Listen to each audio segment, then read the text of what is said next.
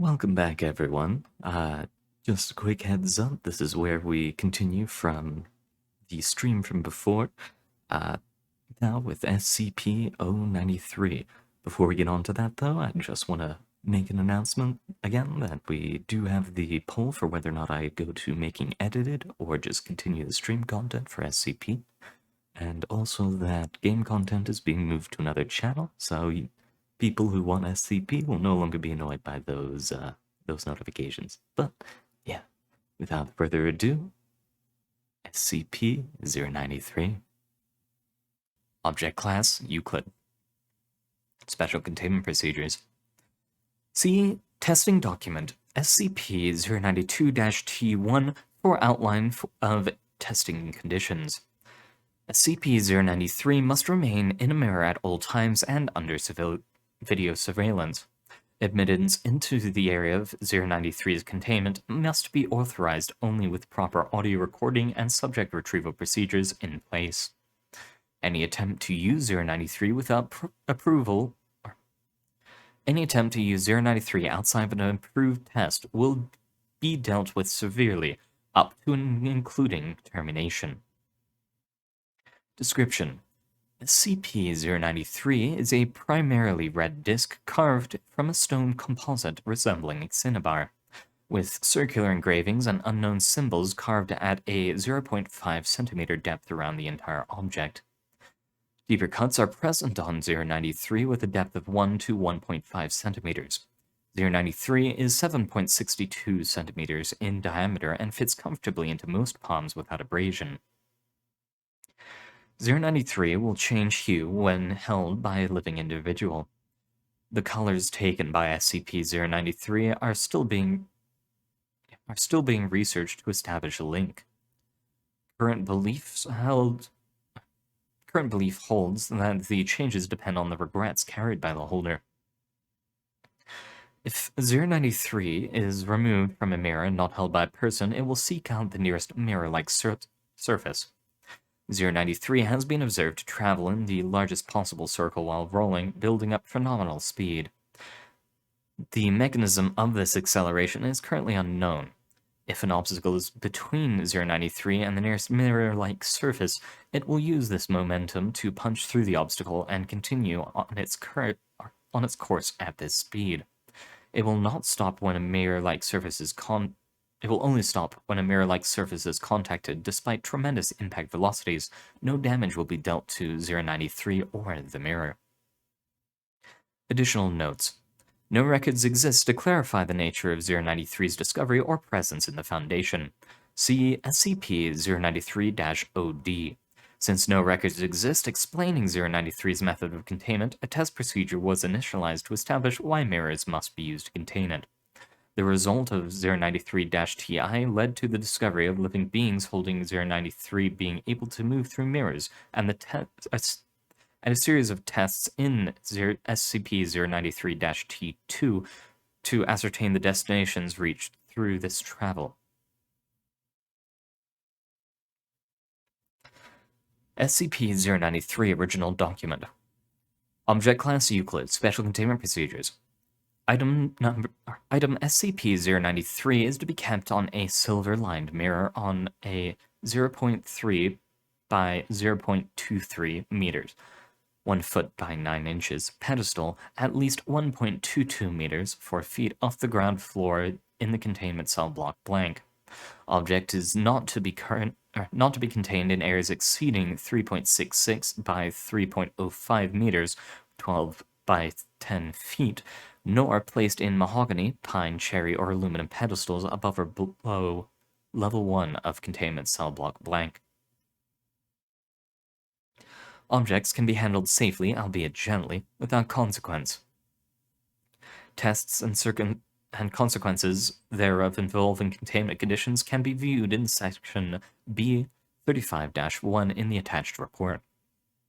Description: Object was found on the shore of the Red Sea, 30th of January, 1968, emitting a low sigh and dim blue gleam. Its color has since turned into an orange mix of red only, emitting a hum of varying volume whilst in the presence of female examiners of ages between 34 and 41. 093 resembled the document blue for 54, 34, and 123 on the 26th of April 1986, coincidentally when the body of 194-19834 was discovered in research facility blank. Ties between 194-98 or 9834 and SCP-93 remain inconclusive, and effects of prolonged exposure to 093 remain unknown except for infrequent periods of calmness, and in the case of 242-0049, as periodic waves of depression, loss of balance, and thoughts of suicide. These feelings have reportedly not exceeded 11 days in duration. Objects seems to react to the presence of 242-0056 by turning violet no more than 2:09. No more than 2:09. As documented on the 12th of March, 1993. Effects of this reaction remain unknown. Additional notes. Origins of 093 remain unknown, and documents of recovery of 093 have since been destroyed in a fire at Research Facility Blank, the 9th of December, 1989. Reports on the feelings of researchers who handled 093 have remained inconsequential since the 19th of April, 1995. SCP-093-T1 Containment Test. Testing of 093 against coordinates set forth for existing containment procedures to assess viability of continuing such containment. Beginning with changing the type of mirror used as a position of rest. Mirrored surface, brass frame, retail grade mirror. 093 rests without activity when placed on the mirror. The tests alone remove the need for costly silver or wood containment systems. Standard grade table.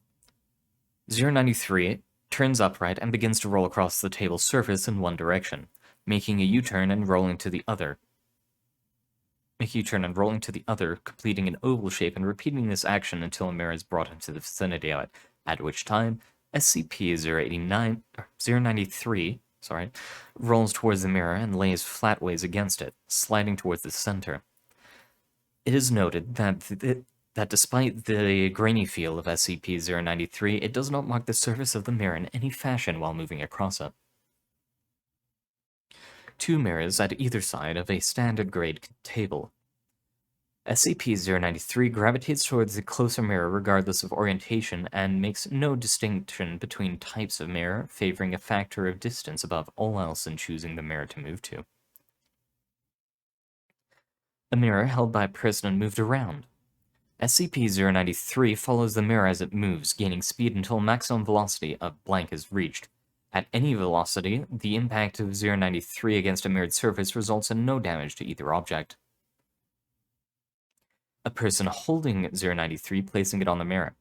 This test was accidental, the result of one of the staff tripping another after some debate about who would be covering the lunch tab. As a result of the behavior of the researchers, it has been discovered that a person holding 093 and placing it against a mirror will in fact move into the mirror. Addendum. Containment testing discontinued after establishing that 093 requires only a mirror to rest inert. Testing on human interaction with mirrors while holding 093 authorized by Dr. Blank. SCP-093-T2 Mirror Test. Testing Protocols. Subjects testing SCP-093 must wear a Class 3 buckle harness strapped to the chest and attached to a tension pulley system allowing for 300 meters of movement, around 1,000 feet.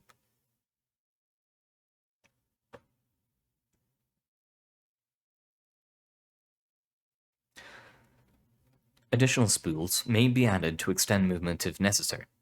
The clasps connecting these spools must be high grade and capable of withstanding applied force of 0.2 tons. A field kit containing the following should be standard issue for testing of SCP-093. 1 wrist-mounted light source of 3-hour lifespan and additional power sources providing up to 6 additional hours. 4 0.5-liter water bottles with water. 4 MREs of any type plus 2 plain granola bars, chocolate chips allowed. 1 standard issue Beretta 9 firearm with 24 rounds of ammunition loaded. This is not to be issued until the subject has passed into the mirror using 093 and should be given under armed supervision, ensuring that the subject passes through entirely. This item is to be requisitioned first upon subject's return, and subject to be made aware of this before leaving line of sight within 093's mirror. 1 standard issue field knife. The subject is not to be made aware of this item and must find it on its own within the kit. The subject must also be attached to a video system with a camera mounted on the subject's head or shoulders. The video device must be cable-based and allow for the same length of travel as the return system. Wireless cameras have shown mixed results and should only be used in testing conditions where 093 is currently known in color. New colors must be tested using wired feed. During testing, the color of SCP-093 must be recorded, as well as history of the subject in terms of their incarceration to identify how 093 determines the color to assume. A link appears to be connected to the guilt or lack thereof in the subject's psyche. The attached test results should be read in order. Okay. Blue test. Mirror test 1, color blue. Subject is D-2038-4. Male, 34 years of age, strong physique. Subject's background shows instances of murder/attempt suicide. Subject is cooperative in all steps of testing. Subject entered the provided mirror while holding 093, which emitted a blue color. Outside technicians observed that the mirror retained a true reflection until the subject had completely passed into it, at which time the view changed to an outdoor landscape heavily tinged in blue. Video feed follows in attached media. Camera activates. Flickers to view. Subject is looking out over the same field reported by technicians. Looks like typical lowland plains. Everything has a heavy blue tinge overlapping the normal colors. No discernible landmarks visible as subject pans view right or left to right. Only grass, weeds, and a breeze moving through the trees. Or move the taller trees. Yeah. No trees.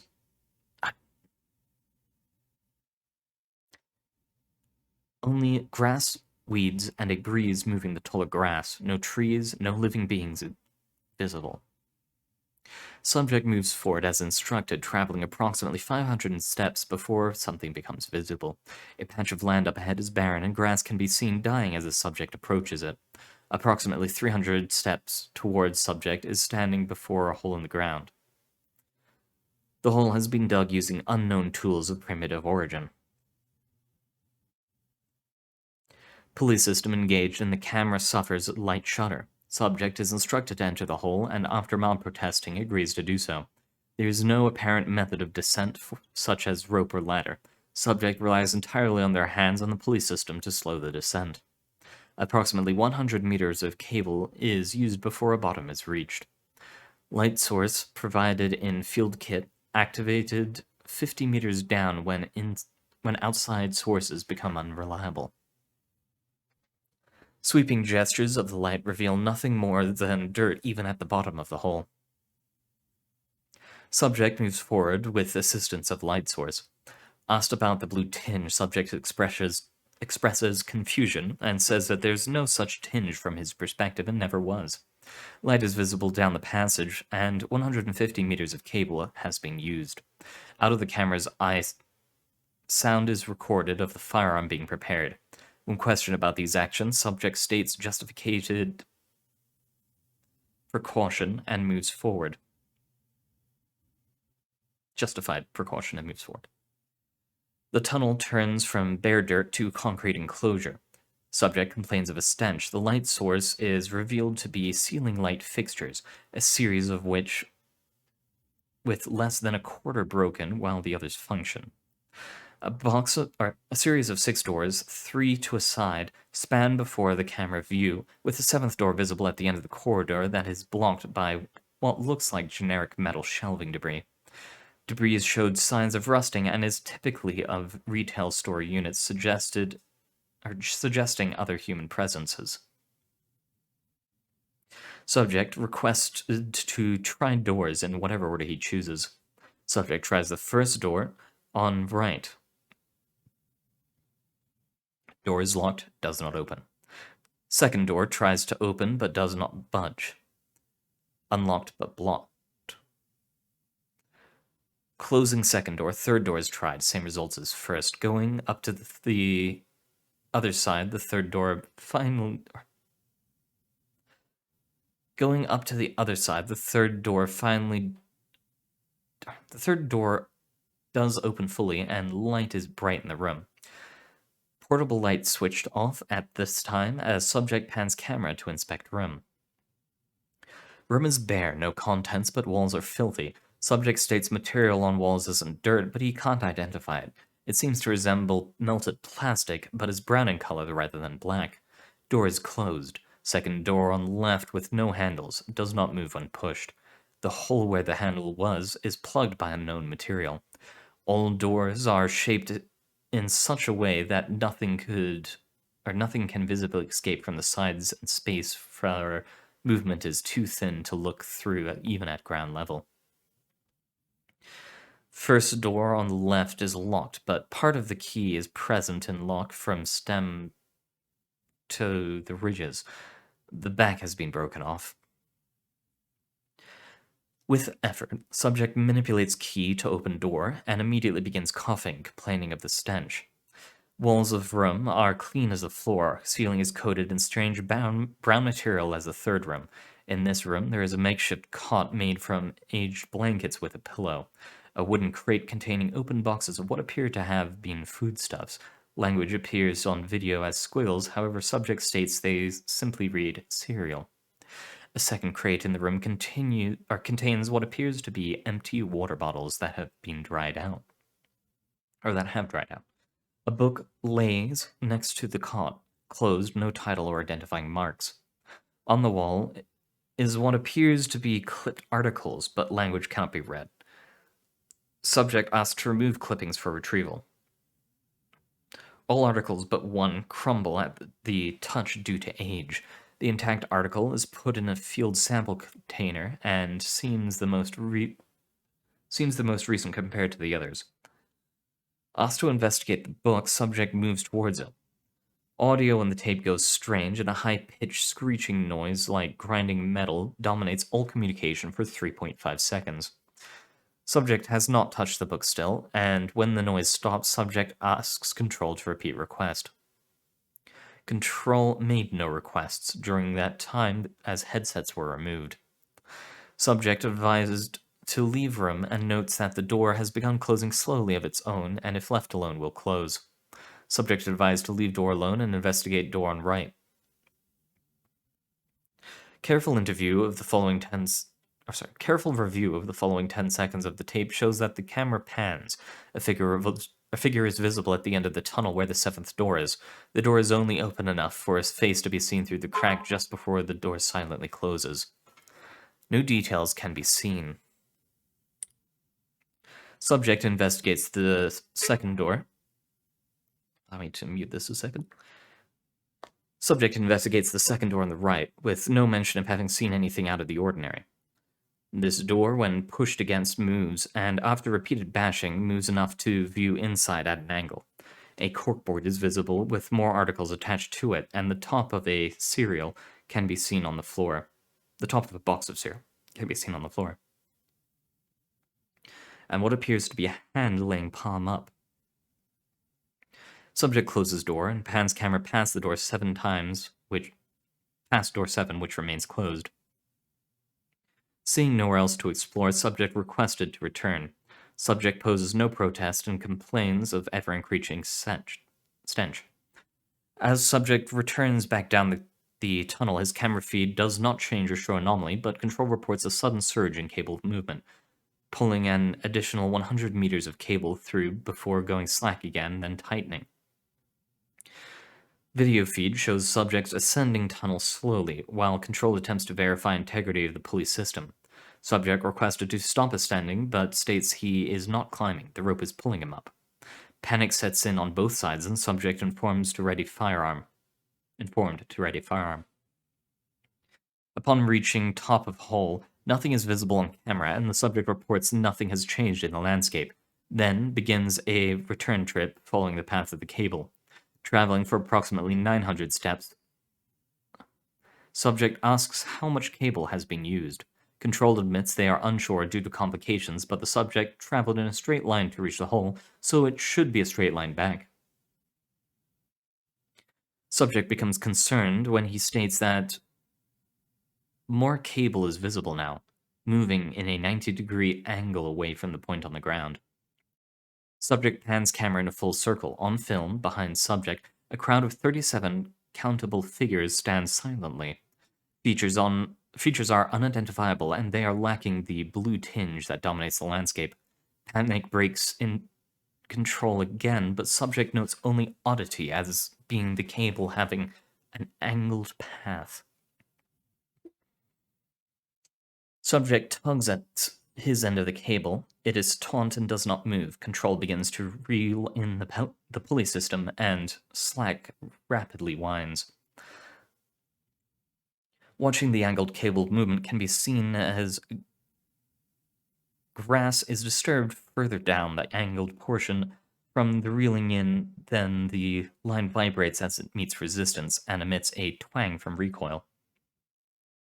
Subject's camera pans back along the path of the cable, which now appears to be slowly be allowing more slack before eventually all slack is returned and pulley system begins again. Control requests subject return the following cable path, and screams are caught on the audio with panic from subject. 5 shots fired as the subject aimed pistol at something not visible on camera. Control reports being able to see subject returning towards point of origin, while camera shows wire disappearing into a floating point in the air. As subject passes this point, all cable in the system is now in the pulley system, and camera only.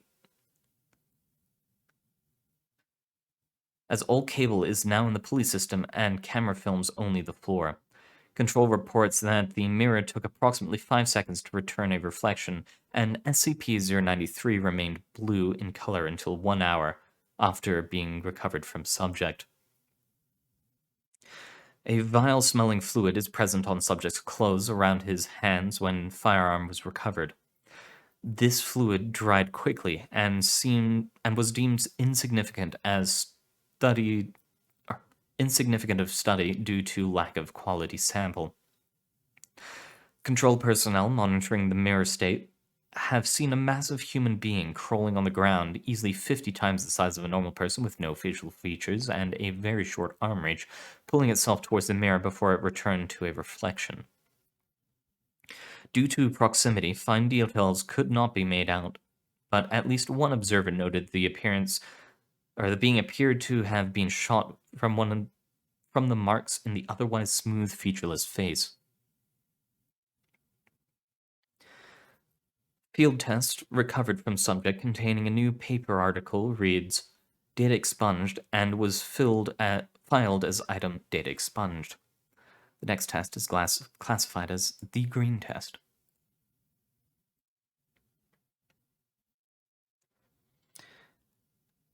Hello, Luis Carez. I hope you're having a wonderful time out there. SCP-093 Green Test. Mirror Test 2, color green. Subject is D54493, female, 23 years of age, average physique. Subject's background shows instance of grand theft auto and second-degree murder of 2 children during escape with vehicle. Subject is cooperative in all steps of testing.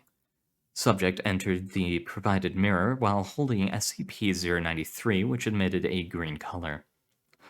Outside technicians observed that the mirror retained a true reflection until subject had completely passed into it, at which time the view changed to a farming landscape heavily tinged in green, similar to the first test.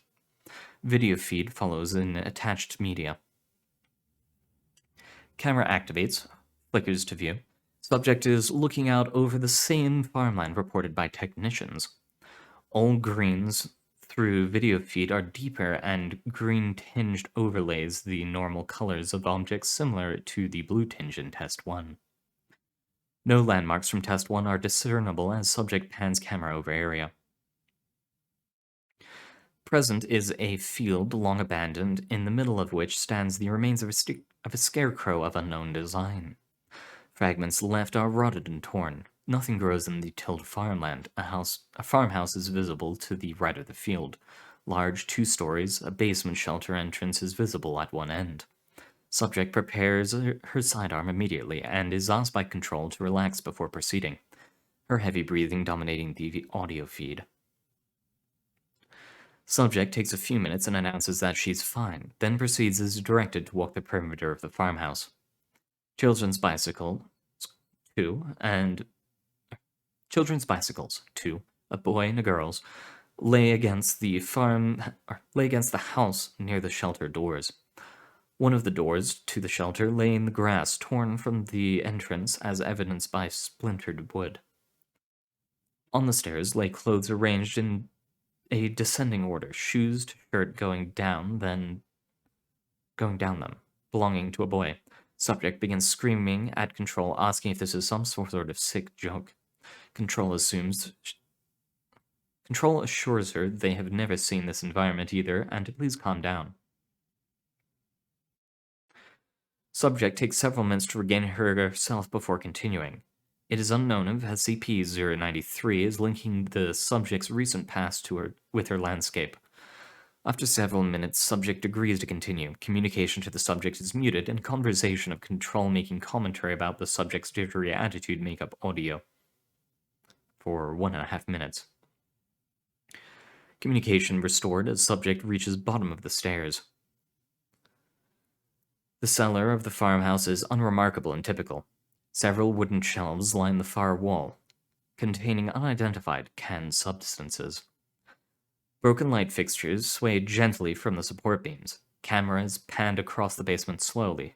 No evidence of footprints are visible, and the basement can be assumed to have been abandoned for some time. Subject begins to comment about a stench.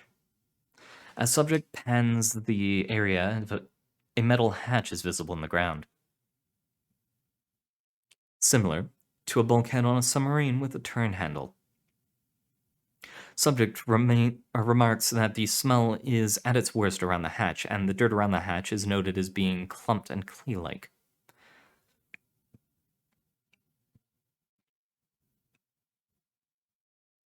The handle of the hatch is old and paint-chipped.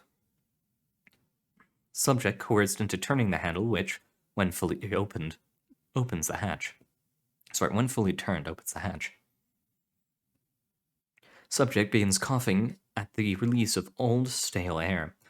When camera is tilted down the hatch, it is a white concrete tunnel similar to the one found in the blue experiment, but in much better condition. Subject asked to descend the ladder and close hatch behind her. After some convincing, subject agrees to descend but not to close the hatch. Overlooked concerns about severing the pulley return system and doing so are acknowledged. Descent down the ladder and trip to the farmhouse has consumed approximately 53 meters of cable when bottom is reached. The inside of the hatch appears to be a bunker ill-suited to long-term usage. It is spacious, about half the size of the actual cellar itself, containing 3 bunks, 1 for couple and 2 for single use. Several boxes of food similar to those found during Blue, marked as cereal, fill a waste container near the hatch bottom. On the beds are two skeletons, and on the floor is a third, laying next to which is a simple six-shooter revolver containing no ammunition. 3 spent casings are across the floor near the gun. On the other side of the skeleton is a bound book in good condition. This is retrieved and placed into a field kit container upon request. The gun is left alone per request from Control. Subject examines more of the bunker, focusing on the desk where a newspaper has been cut and is in good condition. The clipped articles are recovered using a field kit container. Little else of interest is brought back as is brought Little else of interest is to be brought back. Little else of interest to be brought back is in the bunker as the camera is panned around.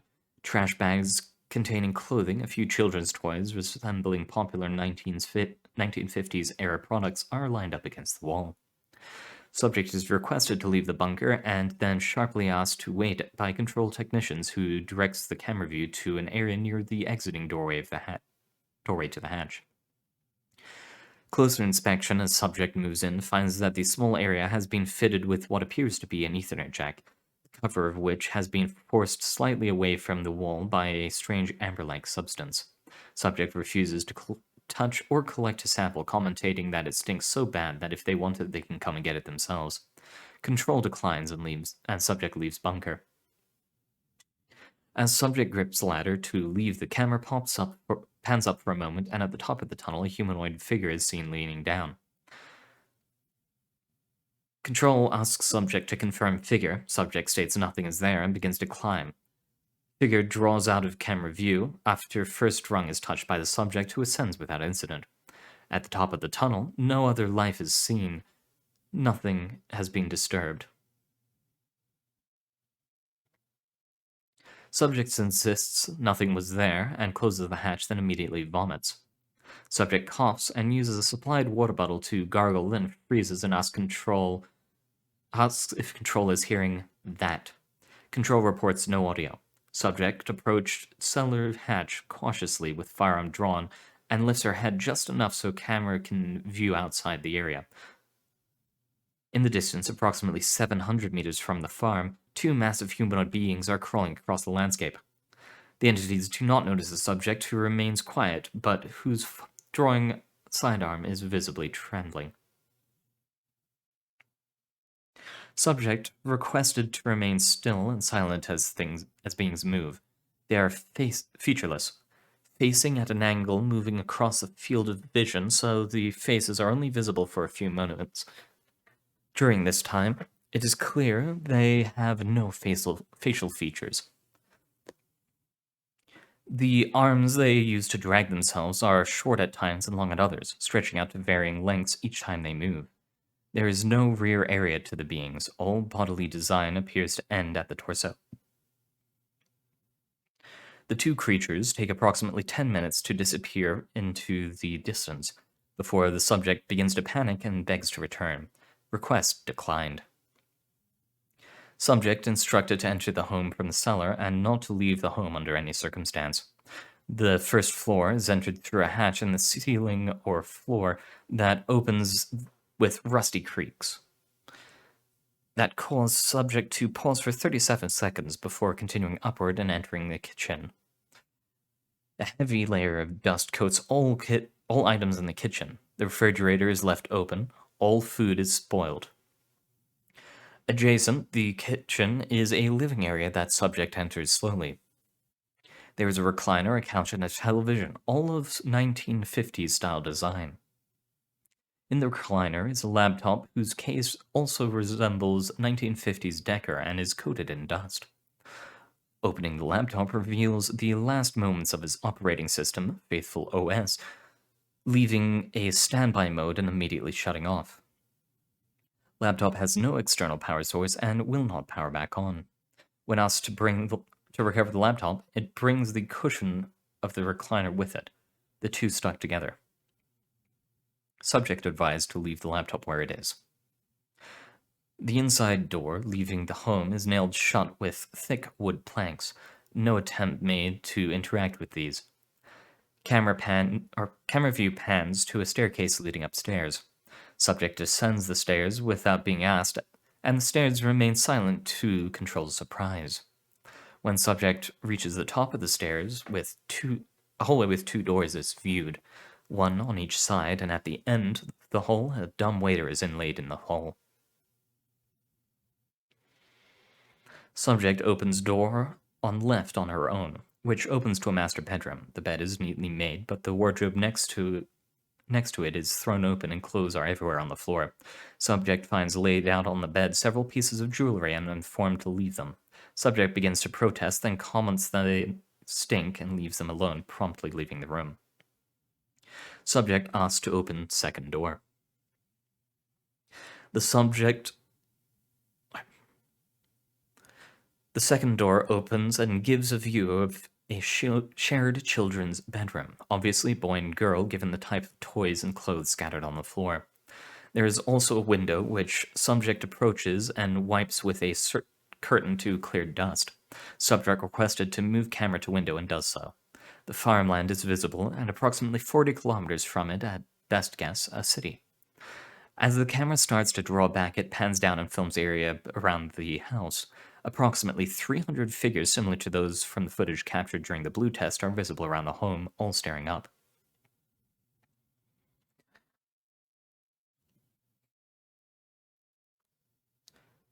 Subject asks to confirm figures, but states nothing is there. Subject requested to return and quickly agrees.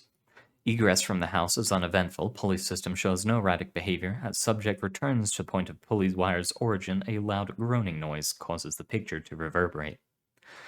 Technician at control report they were also able to hear the noise and experience the vibration. Subject returns through point of origin without investigation, and mirror returns to reflective surface. SCP-093 relinquished. Video ends. Returned newspaper fragments filed as blank. I'm going to quickly check how long the remaining articles are.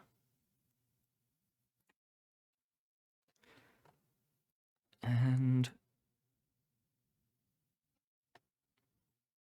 yeah, we should be fine to read this all. It's going to be a rather long video today, though.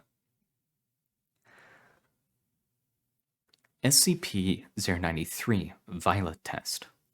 Mirror Test 3, color violet.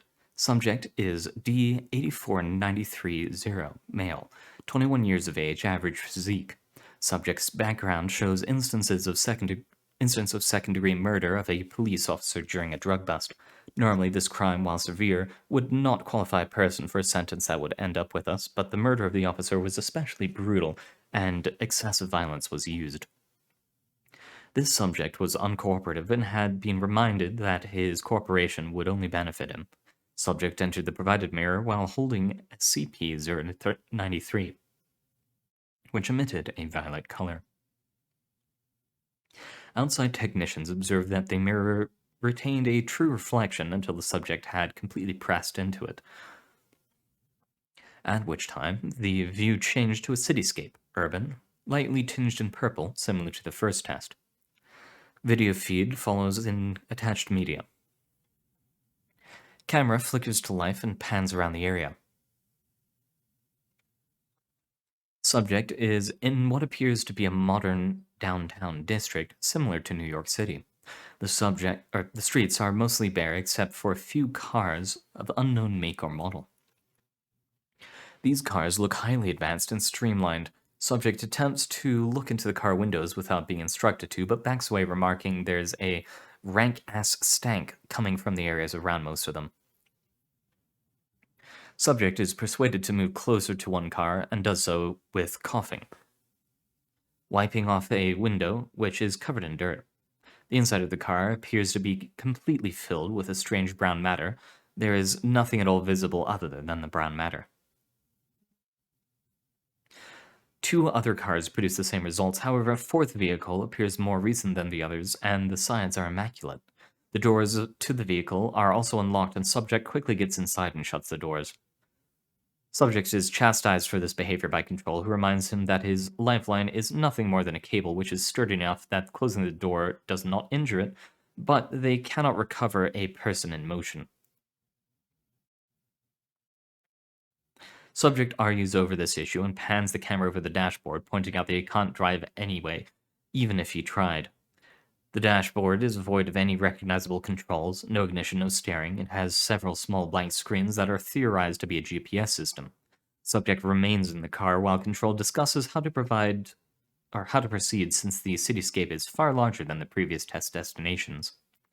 Control debates this issue while Subject stares around the cityscape from the car.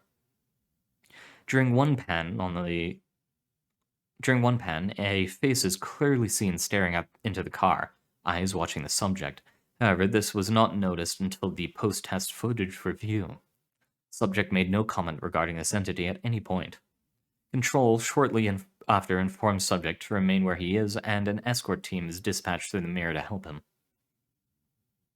A team of 4 armed personnel is sent through the mirror and proceed to Subject's location. Subject is instructed to remove his harness, which is recovered. The subject's video feed then ends and is replaced by a wireless unit used by the escort team. The video quality on this unit is subject to more interference, but in order to mark the mirror exit, a receiver system is placed through the mirror.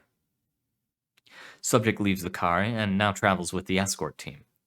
Given the myriad of possible options, they are instructed to simply move to the closest building and attempt to enter it. This building has etched glass doors bearing the name XEA Research Partners Incorporated, and the doors are ajar. A magnetic lock system is present, but has lost power. Team enters the building and main lobby. This area resembles a stereotypical corporate lobby. There is a C-shaped reception desk with a chair pushed far from it as if it was left in a hurry. A PC terminal is at the desk as well. Team approaches the desk and the camera bearer is instructed to examine the PC. The unit does appear to have power, and Faithful OS appears on the screen requesting a login and password. A keyboard is present, but is remarkably slim, with touch-sensitive keys rather than press-down keys. After one failed attempt, the lock screen replies that maximum attempts have been exceeded and the PC turns off. No actual tower or power button can be located, so team moves forward. Behind the reception desk are 2 elevator doors, one to the left and one to the right, with similar touch-sense keys. The elevator on the left is broken, the door open, and the shaft empty. The elevator on the right appears functional and has power. Without a clear destination, the team is instructed to proceed to the highest floor to get a lay of the city. All floors appear to be accessible, with the highest being 114, in reality 112, as 13 and 113 are missing from the keypad. Journey up the elevator is uneventful during this time. The elevator does not appear to take longer as it passes by 13 and 113, suggesting that entire floor was built and nothing put on it.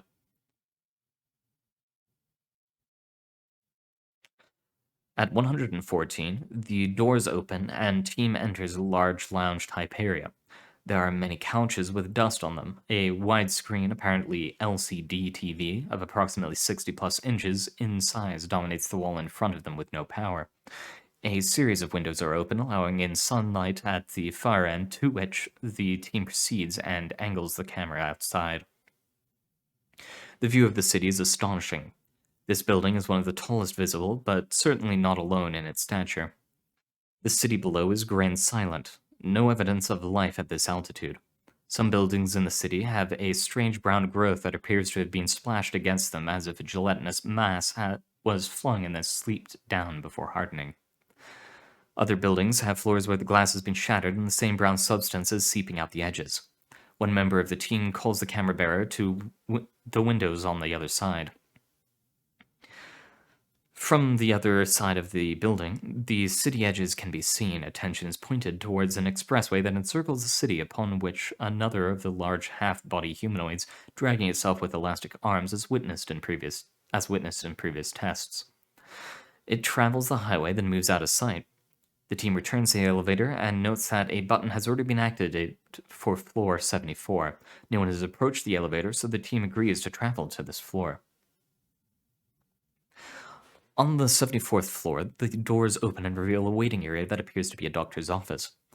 At the reception desk, there is a sign-in sheet with a series of names and dates. The dates on the sheet, or the dates on the sign-in sheet, all carry the year 1953. A PC at the reception area is on and functioning at a user desktop.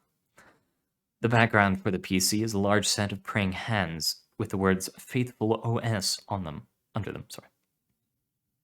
On the desktop are a series of folders with years on them containing files that, when clicked using the center button of the mouse, open a Word viewer. The files appear to be appointment information. On the desk is a notepad titled "From the Desk of Borisisky, Blessed Purificationist." The door to the doctor's area is sketched with the same name and title as well as a crucifix. Opening this door leads to a white dust-free hallway that has 2 examination rooms and a key-coded door at the end. The examination rooms are unremarkable and typical of any doctor's office. All medicine cabinets are empty. A small amount of C4 is placed in the lock to the key-coded door at the request of control and then blown, forcing the door open. The area it opens is much larger than the reception area itself and seems to contain a broken and brownish amber material coating the floor coming from them. And a brownish amber material coats the floor coming from them. One is empty. The last 3 have nude humans floating in them with breathing masks. Attached to the front of these tubes are medical charts showing vital signs and conditions. For symptoms, the charts explain that in somewhat awkward English, ailments that seem like flaws of personality or character, or just incidents that have occurred with the patient. Control asks for a zoom of one of the patients on the chart. After focusing, it reads, "Citizen Jennifer McZirka did suffer a lapse of the heart that did lead her to lay with her neighbor twice upon nights of her husband's departure from their home. Patient did submit herself unto the Lord and at our hands for cleansing of mind and body. Prayer administered by High Father Uwalakin, and patient submitted to a 3-day period in the Lord's tears to cleanse her system, then release in good spirits." The topmost page reads, "Citizen Albers Farfan struck out at High Father during a sermon, blaspheming that the Lord's tears did turn his daughter to be unright in mind and heart, thusly laying blame for her whorish activities at the feet of the High Father and his blessing. With no proof of these blasphemers, the forgiving judge and punishing judge did agree that Alberus Farfan should bathe in the Lord's tears himself for a week to be cleansed of mind and soul, thus to prove his daughter's ways are a fault not the father's hands, and to give him peace of self."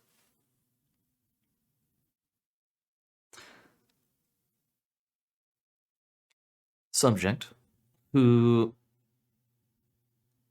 had been traveling quietly with the escort team, now begins to panic. The camera pans to focus on him, and he is surrounded by entities similar to those witnessed in the first 2 weeks. Escort team reports that subject is having a panic attack, but control requests them to stand still and wait. Subject screams at the entities, which are denied to exist by the team commander, stating subject alone in the corner. Control requests that one team member be dispatched to approach and recover the subject. The escort team member approaches the subject as ordered. On the video, the subjects part to make a pathway for the approaching member, who lifts subject to his feet and brings him out of the corner. Figures on video are then seen closing ranks to close the path. Subject is lifted by his feet, or to his feet by an arm, and escorted through the figures that close their ranks when the subject is moved. They remain steadfastly staring at the subject no matter where he moves to. Control requests the team return now. Team turns to leave. Before leaving, a team member mentions something noticed at the reception desk. A binder labeled "The Lord's Tears." Control requests binder be returned as well, and it is stowed in the subject's field kit. The team returns to the elevator and returns to the ground floor. Upon leaving the building, subject points down the street towards direction of entry point.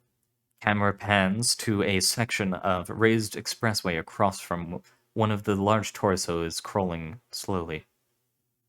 The entity turns its featureless head to look at the escort team, raises its head to the sky, and emits a bellowing sound.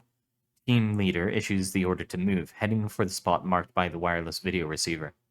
The creature on the expressway extends an arm down that stretches to touch the ground, but the camera moves to the port. Before the camera moves to the port. All team members, save one, move through the entry point. Subject moves to the entry point, and mirror returns to reflective surface. 093 is dropped by subject, who panics and tries to fight his way out of the room. Subject is terminated by team leader after he draws the field kit pistol. Team leader requests portal be reopened, but it takes several minutes to find someone who can hold SCP-093 and generate the same color. When a matching color is displayed and applied to the mirror, the video receiver is visible and all individuals report a horrific smell. Team leader moves through the entryway with control person blank. The uniform and possessions of the escort team member who are left behind are present and recovered, but the member himself is nowhere to be seen, and does not respond to shouts. Member assumed KIA, and wireless receiver recovered. Control and escort return through entry point, and mirror returns to reflective surface. Later review of the recovered camera shows escort member blank grasping at the arrow where entry point should be, then turning to look up at the oversized torso. A brown gel seems to drip off the creature as it moves, that disappears shortly after being dislodged as if evaporating. Several shots are fired at the creature's face with the automatic weapon, carried by blank, that land in the face of the creature, causing a spray of less viscous brown liquid to pour forth from the wounds. Blank screams obscenities at the face of the creature as the face of the creature descends upon him and the camera is pushed to the ground. Camera feed remains dark for approximately 65 seconds before the light comes back and the camera films the creature crawling back to the expressway and pulling itself onto it. Then, crawling in the direction it was originally headed. Blank believed to have been absorbed by the creature and perhaps digested. This may have been an example of how these unknown entities feed by direct contact with living material. Further study is recommended to be avoided on this issue. Returned ledger filed as blank. The next test classified as the yellow test. Mirror test 4. Color yellow.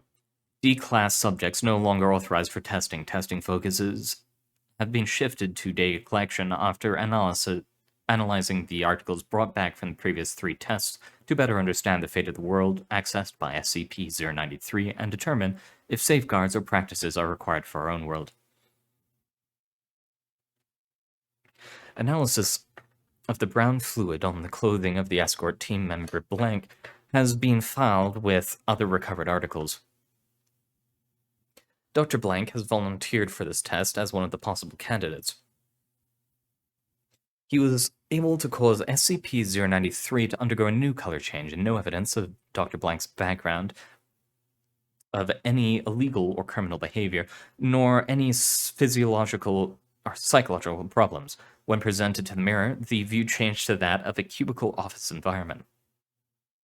For this test, Dr. Blank opted to use the wireless video system and forego the pulley return system, stating that he was confident that he would be safe as none of the torso creatures had been witnessed within a building where the mirror's destination showed. Video feed commences after Dr. Blank has crossed the mirror. As with prior tests, SCP-093's current color, yellow, tinges all video material. Camera flickers to life and pans across a series of plain white cubicle constructs. Approximately 30 are visible. At the far end of the point of entry is a office module built into the wall with frosted glass walls and a glass door. Dr. Blank approaches this door and investigates the etched writing on it. Senior Management, Stalin Milamets. The door is unlocked. Dr. Blank enters the office and examines the desk. A coffee cup is on the desk, a dark brown stain covering half of the inside as the liquid evaporated. There is a donut on a plate, which Dr. Blank picks up and lobs at a wall. On impact, it thumps like a rock and falls. A filing cabinet in the corner of the room draws Dr. Blank's attention and he goes through each shelf one at a time, stopping in the second drawer and taking out a file. Then, going back to the first and taking out 2 others. Continuing to the third and fourth drawers, he withdraws 4 additional files and spreads them out on the desk. The files are blue filing folders, and he points with his finger and camera at a symbol on each of praying hands, stating aloud for the camera that all other files are stored in yellow folders. The blue folders are placed in his field kit. Camera attention is turned to the PC on the desk that is logged in and functional. Dr. Blank comments aloud, wondering where these devices are getting their power from, as he noticed no power outlets. This PC's desktop contains the logo of Faithful OS and even has sounds. Clicks of the mouse followed by a soft hymn-like hums, and opening of icons followed by angelic bells. The PC fails to yield any useful information to Dr. Blank, who abandons it and leaves the office. Approaching the other end of the office floor, Dr. Blank presses a button on the wall for the elevator and enters, finding he is on the 34th floor of the building, having an unusual number scheme. The keypad layout goes from 115 to 115 and includes all floors. Before pressing a floor button, Dr. Blank requests that the wireless video transponder be moved to the elevator and replaced with a construction cone to mark the entry point. A second transponder unit is placed inside the elevator, and Control is instructed to recover the second unit and seal the test chamber should something happen to him. Then, when all is arranged, he presses the button for floor 115. Negative 115. Oh, okay. So the elevator goes from negative 115 to 115. I don't know how I missed that. And he's heading to floor negative 115.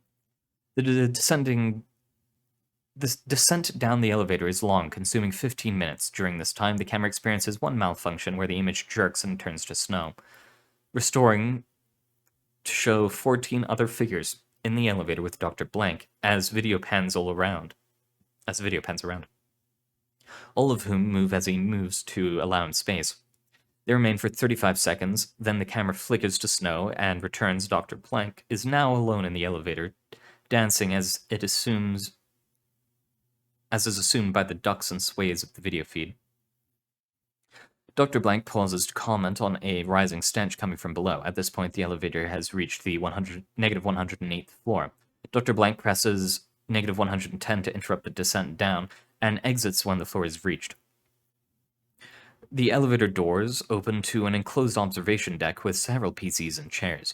All PCs appear to have power. The ceiling to this deck is also glass, and above it is another deck is visible.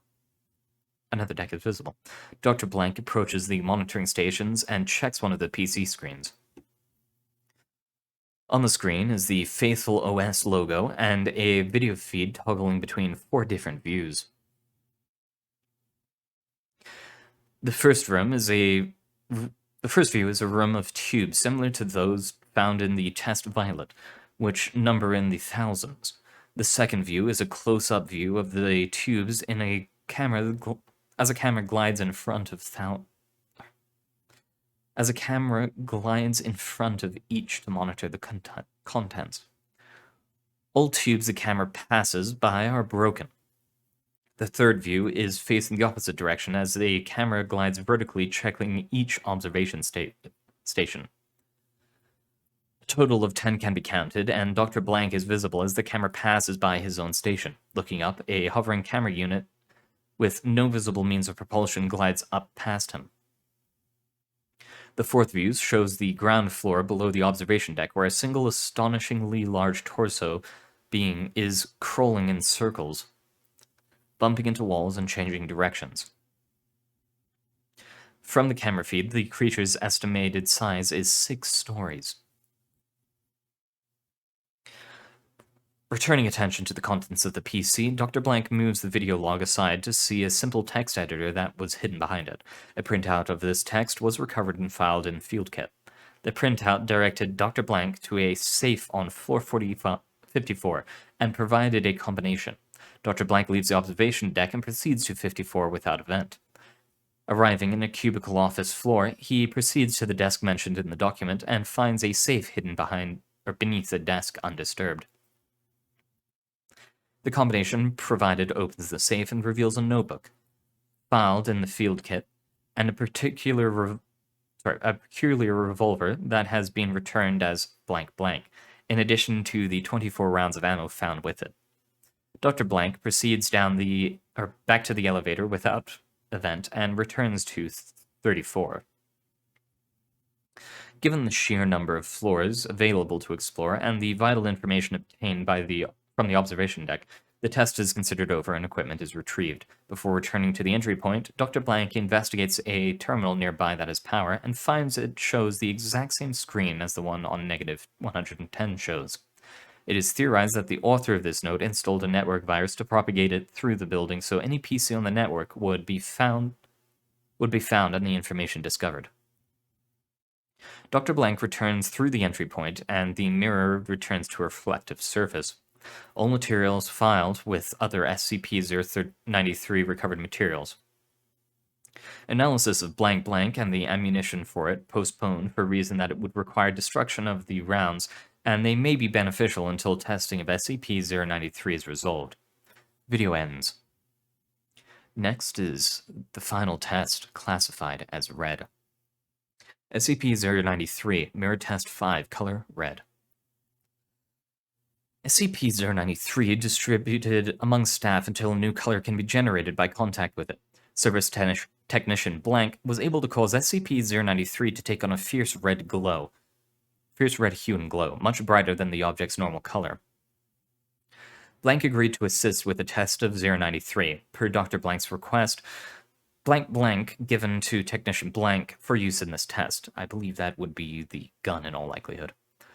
When applied to the mirror for the test, SCP-093 generated an unknown environment. No color tinge appears present in the displayed destination, which is comprised of red stonework. Technician Blank enters the mirror and video capture begins. I'm just going to say Technician from here on. Video flickers to life, and Technician, known hereafter as Subject, is viewing a large cylindrical pillar that is rotating on its own. Object is of unknown height and appears to be 1.8 meters, 6 feet in width. Holes are distributed throughout the object at seemingly random intervals. On occasion, a beam of white light is emitted from these holes. Turning of the camera finds that these beams are connected to a multitude of objects similar to 093 that are part of the room's wall. The room turns out to be cylindrical in shape with countless copies of 093. Subject turns back to the entry point and finds that it is a section of wall that is missing its copy of 093, presumably the one carried with Subject. Other sections of the wall on inspection are also found to be missing their copies, leading to speculation that this may be some sort of central array. Subject finds a ladder on the floor while examining the room and proceeds down it at Control's request. The ladder exits into a large clean room full of computer equipment that appears antiqued compared to previously encountered equipment. Large computers running on reel-to-reels are clicking and spinning at various locations. A light bulb of unknown meaning turns on for 10 seconds, then turns off. A large CRT monitor is displaying single words in 8 colors at roughly 5-second intervals. Well observed, the words clean, unclean, clean, clean, lost, unclean flash on the screen. Proceeding through the room, it ends in a large glass window as another observation deck. The deck looks out over another series of tubes as witnessed before, but far fewer and filled with blue liquid. What appears to be electrical current dances over many of the tubes at erratic intervals. At least 5 test tubes, at first glance, are empty and broken. At the observation window, a keyboard is present on a pedestal waiting for a selection to be made. The options available on the screen are test tube status, which waits for a numerical input, reports, situation X549, situation X550, evacuation log, bullshit, agent blank blank blank report, and facility fire plan. Video expunged. All sections that generated text were transcribed by subject and verified by a control member who passed through the portal to recover them. This process took approximately 2 hours, and the video feed was deleted to condense this report. Recorded documents are filed as blank blank blank.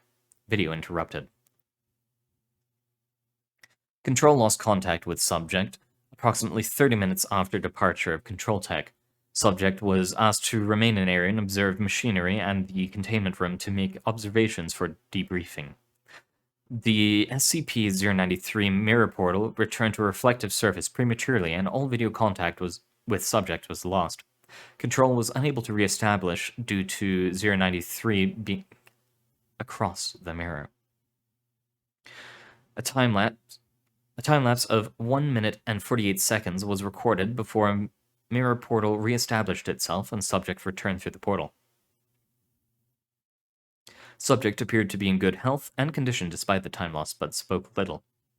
During immediate debriefing, subject underwent sudden convulsions and medical staff was alerted. While attempting to subdue subject, he displayed enhanced strength and used blank blank, the gun from before, to shoot one of the debriefing staff, killing them. Guards shot subject once with a sidearm in the heart, once in the chest, but subject did not fall. All staff evacuated the room, and a second shot was fired by subject, which missed. A more heavily armed team entered debriefing room and used automatic weapons to dispatch subject. Reports confirm that subject did not bleed when shot, but instead leaked a green-brown substance that seemed to be a mix of solution observed in some containment tubes and the material recovered during Test 3. All further SCP-093 tests have been discontinued while review of material recovered is in effect. A secondary tape recording device has been found to have activated in the field kit after loss of video feed and its contents have been filed with other recovered materials. All recovered materials from SCP-093 testing and Level 4 classification are Level 4 classification. Release must be approved by no fewer than 2 Level 4 personnel. Staff with acceptable clearance, please sign in with Dr. Blank for access to the materials recovered from SCP-093 tests. And we will now proceed to the SCP-093 recovered materials. Recovered materials. All documents contained in this file are Class 4 clearance requiring 2 signed approvals to access. Any employee reading past this point who does not have proper classification should consider themselves to be terminated from employment and now subject to disciplinary actions up to and including forced administration of Class A amnestic, immediate transfer to Cater Class security, and death. Blue Test, Newspaper Article 1. Only one item could be recovered during our initial test. That was a newspaper clipping found attached to a cork board in an abandoned bunker. Most of the articles were in a state of decay, but one was firm enough for recovery.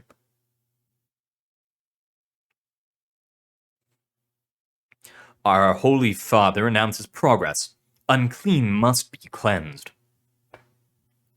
A rare public address directly from the Most Holy Father of our United Lands of the Sun has declared that the Blessed Militia has driven back many of the unclean who are skulking our lands now.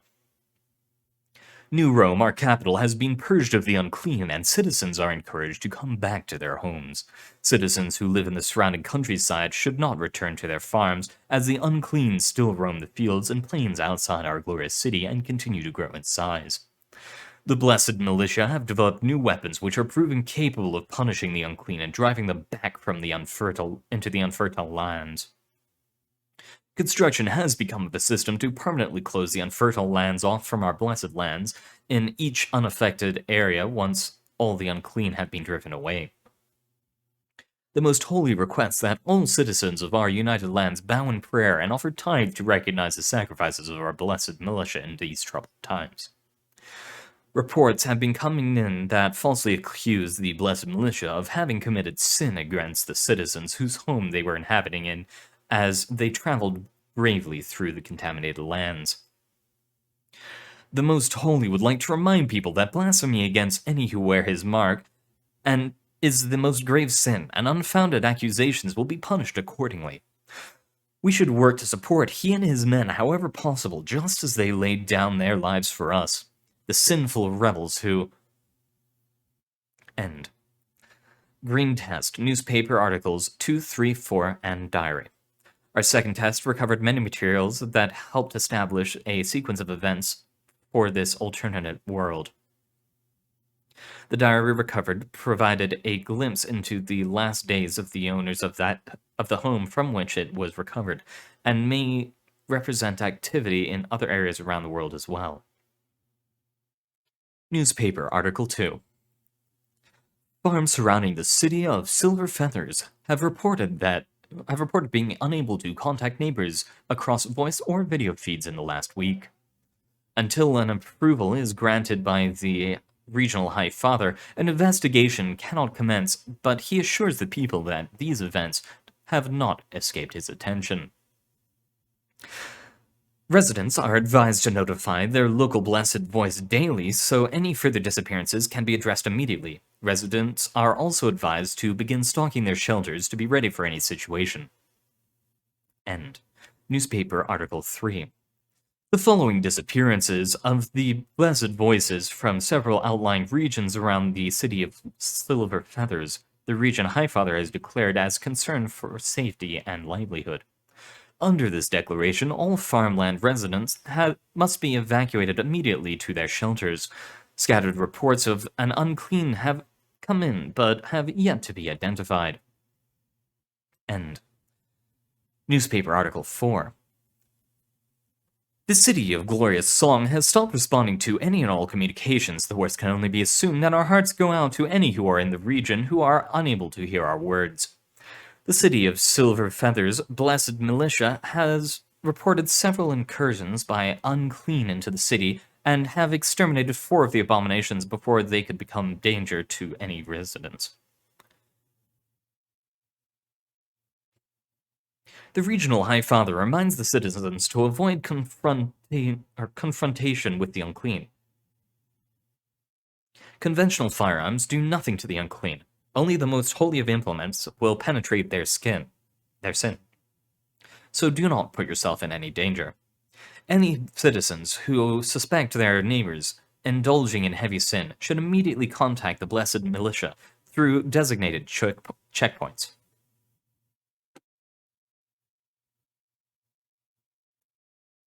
Diary. Blank, blank, blank.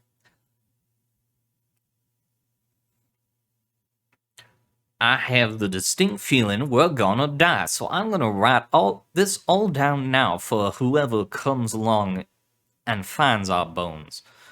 My name is Hever Jakolsiv, and I'm a farmer. I grows the rabsticks and the huskies. We raise the inks and the ooms. It's me, my wife, Ulfri, and our 2 little ones, Trevin and Lysanteria. I got this book in trade from the blessed man who came by for food and shelter.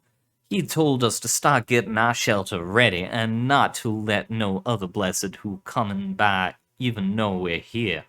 Say the whole thing break down, nothing right no more. So I does he said, got it all ready. We're going down there in the next day or so. In the morning he was gone, which made the wife sad as he was polite to us, unlike most of the others. Figure he didn't wanna be no butter. Liz went out looking for him just to be sure he weren't just round the house. Blank, blank, blank. He didn't turn up nowhere, so we guess he's left. Strange enough, Liz found his clothes round a mile or so away, and all his gear, but no him. She left it all there, and that's for the best. If what happened that I think.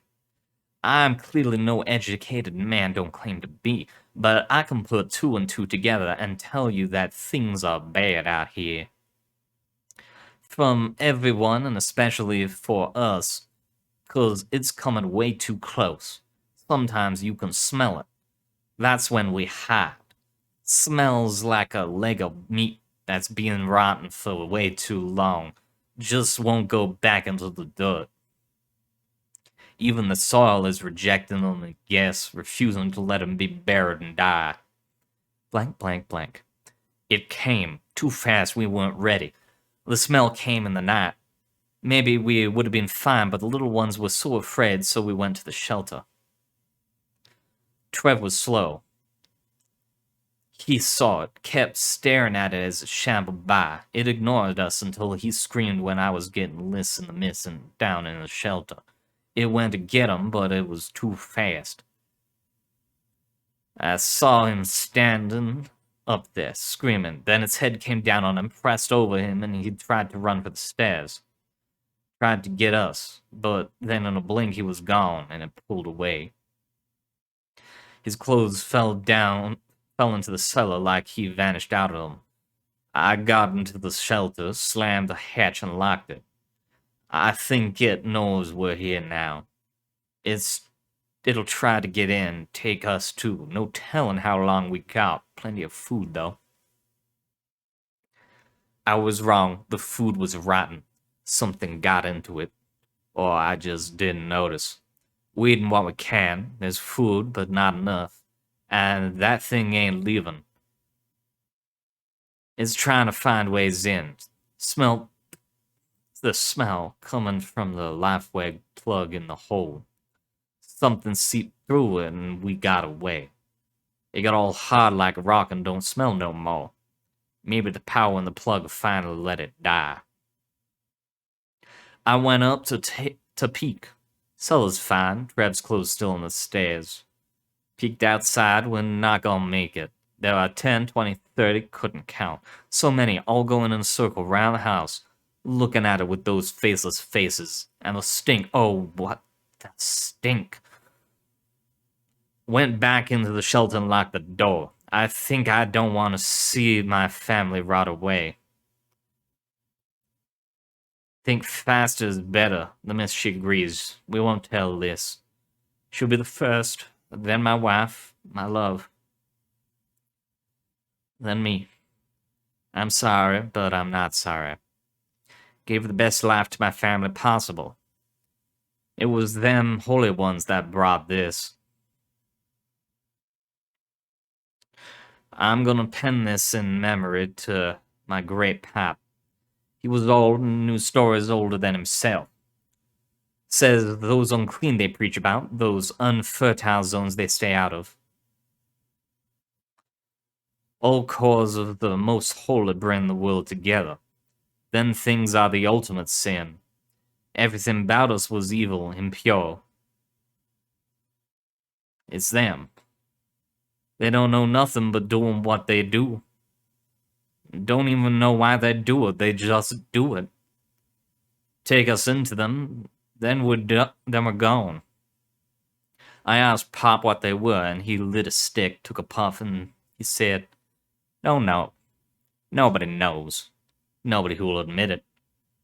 But if you see this simple, if you see it, you run, boy. You run fast, and you run far, and you hide. You never go back where you saw it. That's all I know. I remember the symbol.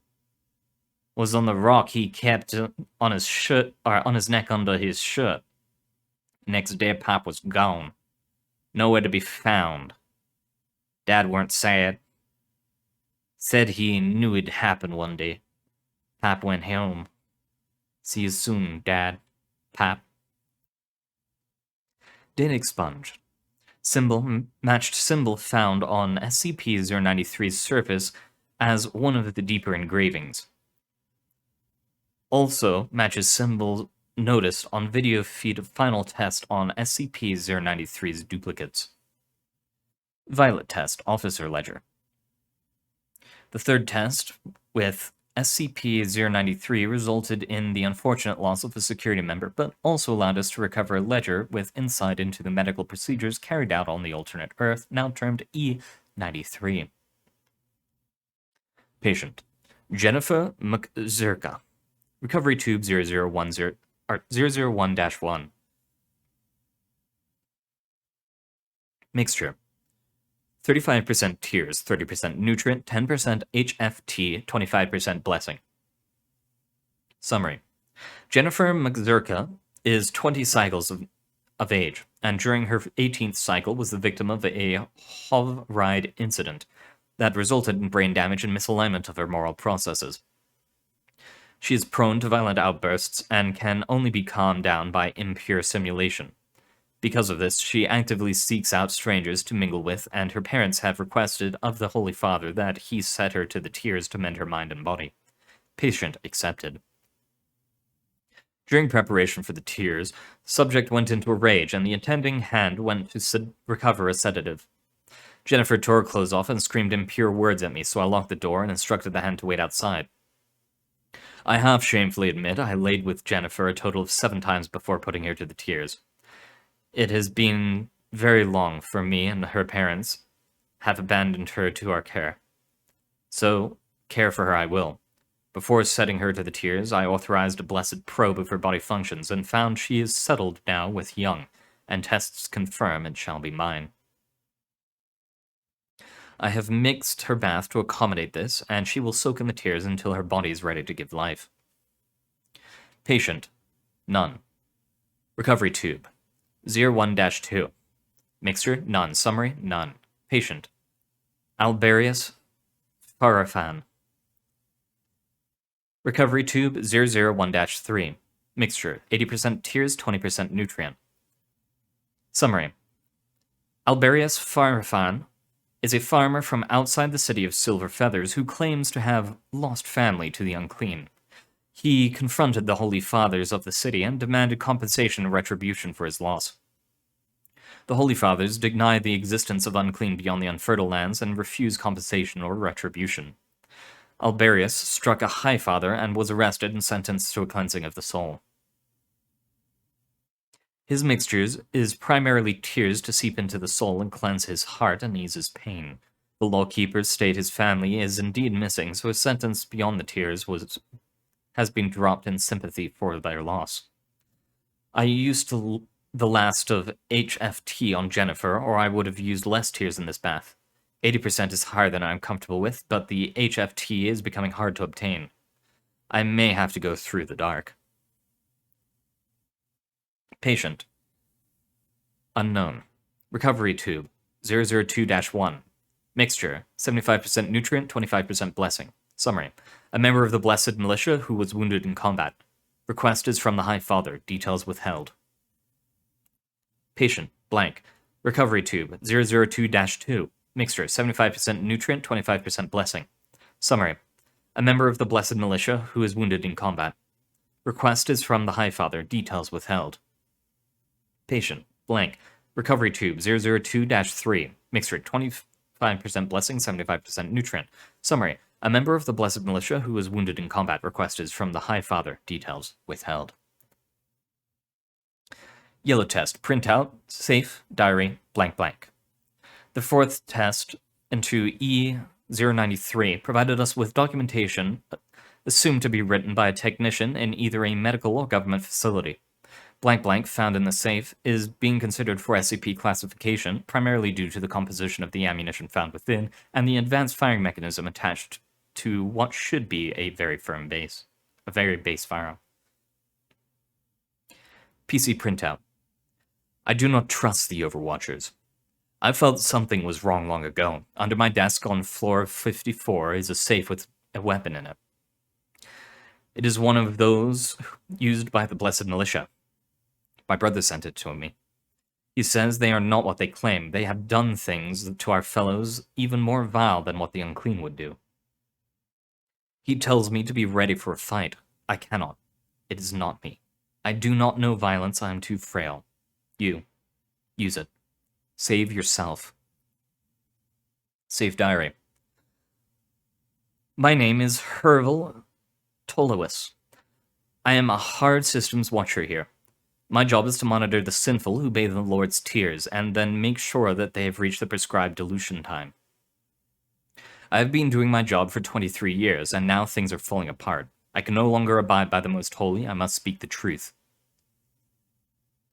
We are being told to evacuate. The containment tubes have been breached. The unclean has appeared in the place of rest, and we are unable to destroy it. The live motion footage shows how it came to be, and this is what has unsealed my heart and mind and tongue. I must speak. Should the overseers see this, I will be silenced, so I must hide it. Thankfully, they are ignorant with the hardware, so I can hide this easily. The Overwatchers told us we should leave last to ensure the hardware contains the unclean. What this means is we should distract it and die in case it breaches the watching decks. It has shattered nearly all the test tubes and absorbing the people in them. I've dispatched the eyes to the unclean, and they have touched it, bringing back a sample of it. The unclean are not sinners. They are not products of our disobedience. I suspect they are us. The eyes have dated the sample, and it is older than myself, older than my elders. It is over 200 cycles in age. 200. The sirens are still sounding, but no signal has come for us to leave. I do not think this unclean is alone. I've seen how many they can get into places, between places. It is that where they have been all this time, between places, the makeup of the unclean is unstable. Molecules detach and reattach almost before my eyes, as if to move the entire thing reforms itself in space and time. Why does it not come up here? Too much effort, or does it not sense me? They have no eyes, no mouth, no face. They cannot speak, cannot see, but must be able to sense us. The smell is so strong it comes from all directions. It is not a smell of the dead. It is a smell that comes from something that should be dead, but does not know how to die. The War of the Holy Union. I think that is where it may have started. We are united under the Most Holy, but what does he owe us? Nothing. We merely keep society running while those on high benefit. Is this not how it has always been? But now we are told we are pleasing the will of those above us on the clouds, those beings who gave us the power to live and prosper. Those who we've never laid eyes on before, but we are told we must revere. Lies.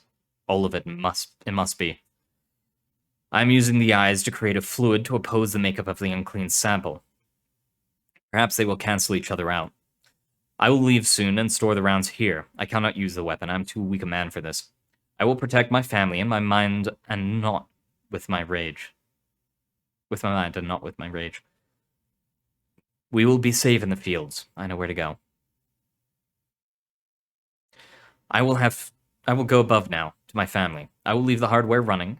I was told to turn it off, but this is where I defy them. It will run.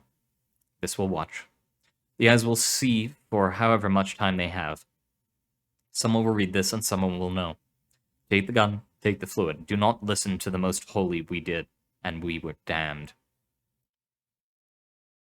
Blank Blank is a revolver-style weapon with two 12-bullet chambers. The design of the gun is one cylinder on each side, raised slightly so that they may flip onto the gun itself and then rotate, firing all rounds before flipping back out and allowing it to be reloaded, while the second is usable, allowing a total of 24 rounds before it runs empty. There is no firing pin in this gun, but instead, there is a pullback slide mechanism that must be used to prime the active cylinder. At the time of recovering, all 24 shots contained in a syringe-style bullet with 32 needles on the end. On impact, it is assumed the force of the shot will press the liquid inside the target. None have been tested. Of express interest is that these cylinders can hold standard 0.5 or sorry, 0.45 caliber ammunition, which has been tested. The gun uses an ultra-high power magnetic rail system to deliver the shot so that the gunpowder in the bullet is never used. In consideration is a redesign of a round that would utilize the gunpowder mid-flight to add even higher velocity to the round, or that would explode on impact for higher yield. Test results, PC printouts. The final authorized test with SCP-093 resulted in the loss of a skilled technician, but allowed us to recover very revealing documents that can only be assumed to not have been intended for public knowledge in any world. Curious among these is Agent blank blank blank report, which appears to have been written by a Foundation employee several decades ago. While these paper printouts were the best material recovered, it seems that the system used to create them allowed for multiple forms of input, including typed and verbal text-to-speech attacks. Some audio logs of the printout below are available, but must be requested in advance with fully written explanations as to why. This dual input system seems to explain the variances in the style between users, as well as with assumptions made on the part of the software while performing conversations. Facility fire plan. In the event of emergency requiring the facility to be evacuated, or Clear Force staff should report to Train Station 3 and use their vial to call the evacuation train. Only one vial is required to call the train and may contain any amount of tears. An empty vial will not call the train. Clear 2 and 1 staff should remain at their posts until either 10 minutes after the departure of Clear 4 persons or until authorized by Clear 4 staff.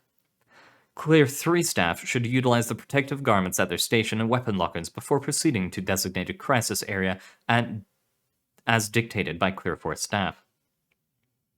Reports. 3 unfertile zones have increased 25% in size over the last 7 days. Containment teams are not finding any presence of Unclean One in the zones, but they are visibly confirmed as expanding. Clear 5 level High Fathers have confirmed breaches in the Holy Chambers at each of these zones, all chambers found empty. It is believed that the Unclean have breached containment on the Holy Chambers, dispatching additional guard to remaining chambers. Situation X549. Expansion of Zone 64TO has been confirmed. Unfertile zone containment procedures in effect. Containment staff dispatched to site. This is the 10th report in 30 days, upgrading the situation status. Reports from Clear 5 High Fathers have stopped at all affected. The city of His Word has been placed in full lockdown and all travel denied in or out. Other cities are now in alert mode and combat teams are being dispatched to city perimeters. Situation X550. The great land of Aphasia has fallen per satellite images. Entire land masses considered tainted. Outbreak of sin reported in Levina, and that landmass has requested assistance from the Holy Union. Assistance denied due to our own outbreak and mass reportings of unclean. Clear 10 staff have issued the order to evacuate via the gateway and for all wholly authorized persons to proceed to the nearest sky platform for evacuation to Star Eye Eden to continue monitoring status. Gateway keys are being ejected to prevent spread from this center to other space-time vectors. Resurrecting staff are being awakened to monitor and continue reports here as we evacuate. May His blessings forgive our greatest sin. Evacuation log. Evacuation in process. Shuttle 1 away. Shuttle 2 away. Shuttle 3, error, release us, why, Shuttle 3, error, launch, abort, proceed with Shuttle 4. Shuttle 4 reporting delayed launch.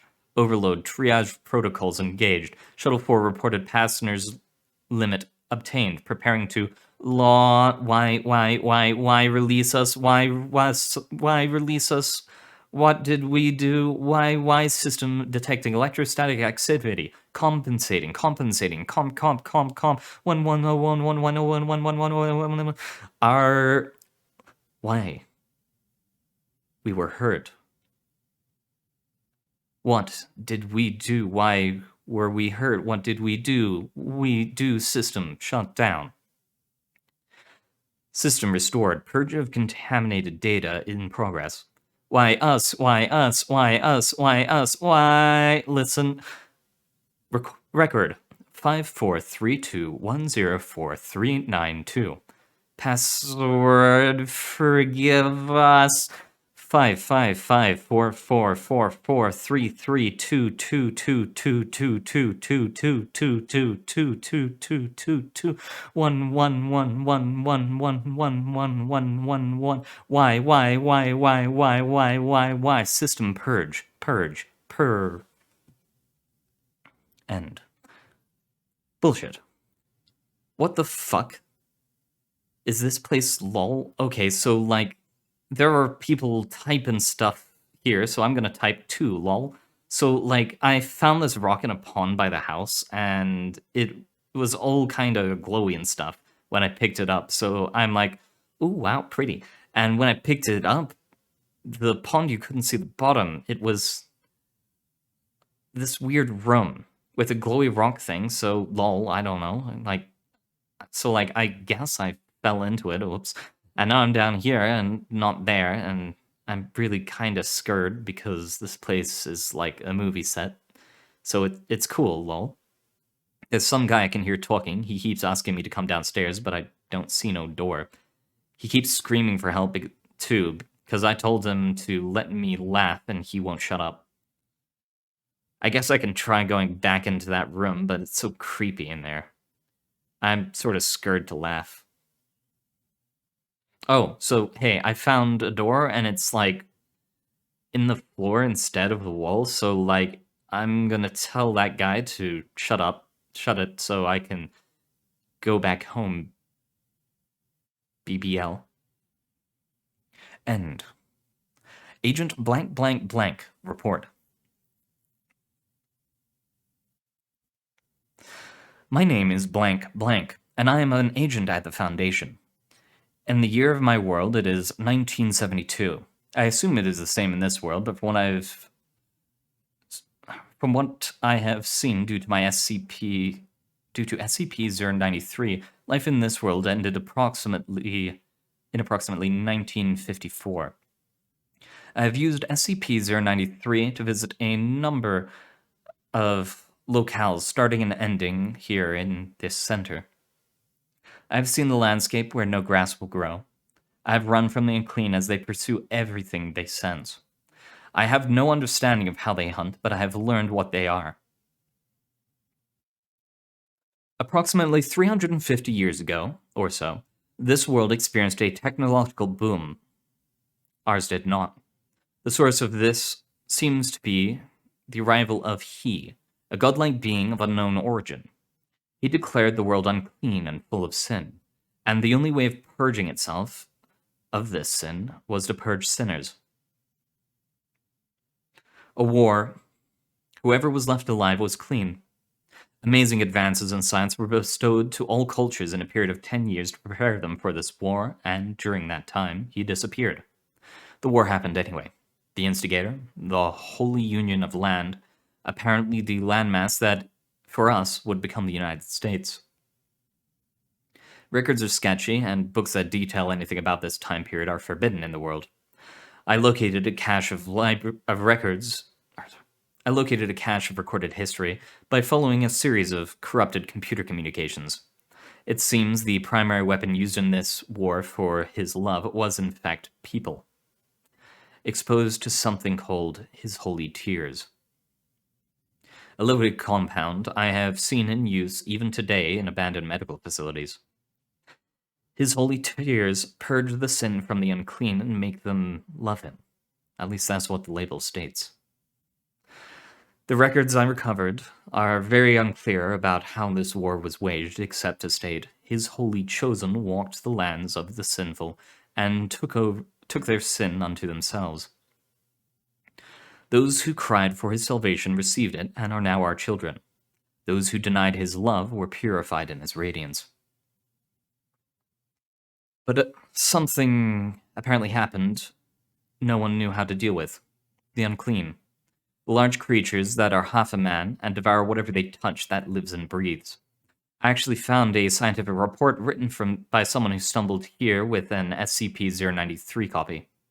These creatures are the result of exposure to a very pure form of his tears, resulting in a genetic apocalypse occurring when exposed. There are terms in here. Something about quantum restructuring. I don't understand any of this, but it means they were once humans like everyone else. That can't be controlled. But they could be contained. They seemed to be attracted to his tears, and a central point was established in various regions where a person with the purest form of his tears stays, keeping the unclean in that area known as an unfertile land. Something went wrong with that too, not sure what, but everything fell apart. The power structure, the culture, the people, all of it fell to ruins, and now those things shamble around the land as its new owners, with no purpose or direction. You can stand next to one if you can stand the stink, and they just slip right past you. If you catch their attention, though, that's it. They move like lightning, if they need to, and like a snail unless there's a reason to speed up. Sometimes I think they chase just to do it. Others, they move to kill. I think someone's in this facility, or someone's. I keep hearing voices coming from areas under the floor. I want to leave this before I explore the facility any further. I've sent SCP-093 back through the entry mirror to seal the gate. These things can't be let into our world, nor should we have anything to do with this one. We're simply not smart enough to understand it at all, I feel.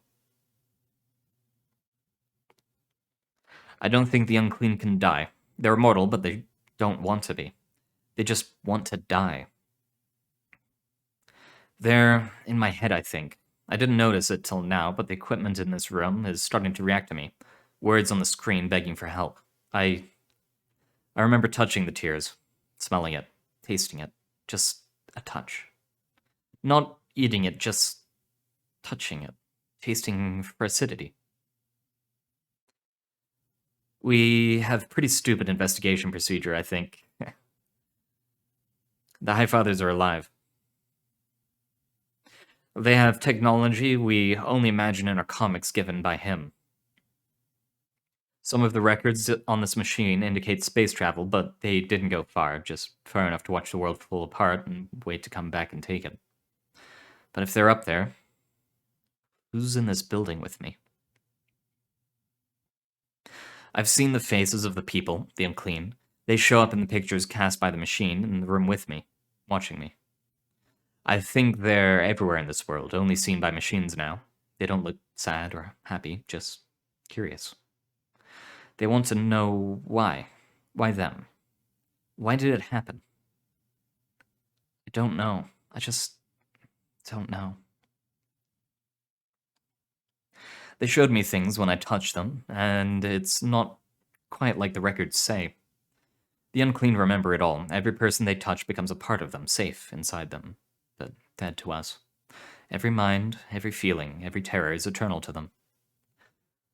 I kind of want to join them, but too much to do. They want me to find him, kill him. There was no war. It was him, it. It came from between the folds of time and space and the worlds in light and dark, something that is but should not be slipped in and called out to them and their god, and they believed it, and they tasted it, and they touched it, and laid with it, and became its property, and did its will, and it is still here, the SCP-093. It brought with it, pulled forcibly when it built it. I don't know, they don't know, but it belongs to him. It lets him move between places, between worlds, so I broke it. I threw pieces of it away. and through holes so those doors are closed, just like ours are closed. I can't go home, so what else can I do? It calls out through the rock anyhow. It calls out through the rock, somehow. It knows where they are, but can't touch them. But if you hide the rock, he can't call out. And he's stuck too. I got you, you son of a bitch. I got you. Bang, bang. I touched him with my fist and my gun. And he fell down. But he'll get back up soon. I'm sorry. I did all I could. Let me sleep now. Please let me sleep.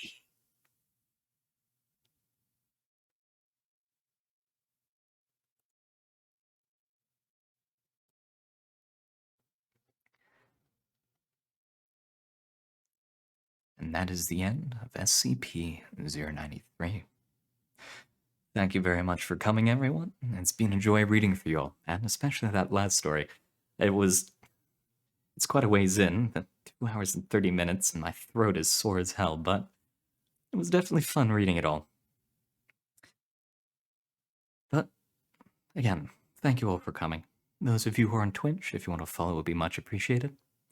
And those of you who are on YouTube, if you watched this far and you liked it, I'd love having a like. And if you want to see more, I'd encourage a subscription. For now, though, this has been Scramble, and I'll see you all in the future. Goodbye.